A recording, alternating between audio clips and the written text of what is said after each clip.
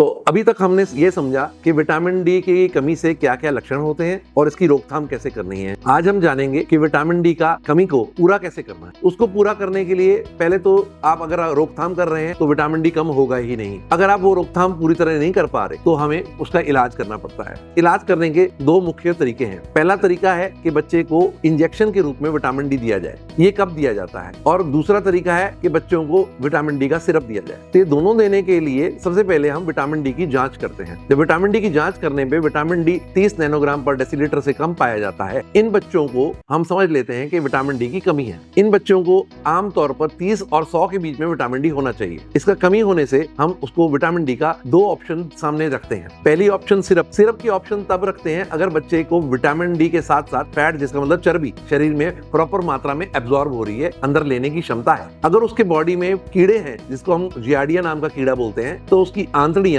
Vitamin D को अंदर खींच नहीं पाती। तो इसलिए हम पहले उसके कीड़ों का इलाज करते हैं। उसके बाद हम उसको साथ ही साथ विटामिन डी सिरप दे देते हैं, लगभग 2000 यूनिट एक दिन में। और अगर उसका विटामिन डी 30 से कम है तो पूरे 3 लाख यूनिट पूरे करने होते हैं। तो उसके दो तरीके हैं, या तो हर रोज दिया जाए या उसको हम शीशी के रूप में 60,000 यूनिट की बोतल आती है, उसके रूप में 3 बार में पूरा कर लें, जब वो लगभग 1,80,000। उसको और बढ़ाने के लिए 2 और बोतलों की जरूरत पड़ती है, जो उसको हम हर हफ्ते की गैप पे देते हैं। तो लगातार 3 बोतलें देना कोई प्रॉब्लम नहीं, लेकिन हम रिकमेंड करते हैं कि बच्चों को हफ्ते के गैप पर हर एतवार के दिन एक छोटी बोतल दी जाए, जिसको हम विटामिन डी का नैनो शॉट बोलते हैं। ये तो एक तरीका हुआ। दूसरा तरीका सीधा इलाज, अगर बच्चा विटामिन डी पीने से कतरा रहा है या उसको देना मुश्किल हो रहा है माता जी को, या उसके पेट में कीड़े हैं जो बार बार बच्चे को हो रहे हैं, तो हम उसको विटामिन डी का इंजेक्शन बोलते हैं लेने के लिए। ये 3 लाख यूनिट का विटामिन डी का इंजेक्शन आता है। इसको हम बच्चे के पट पर लगाते हैं। इसमें एक सावधानी रखनी बहुत जरूरी है कि विटामिन डी छोटे बच्चों में तो पट पे लग जाएगा, थोड़े बड़े बच्चों में उसके शोल्डर पर लग जाएगा। कभी कभी डॉक्टर बच्चे को विटामिन डी बच्चे के बटक्स पे लगाते हैं।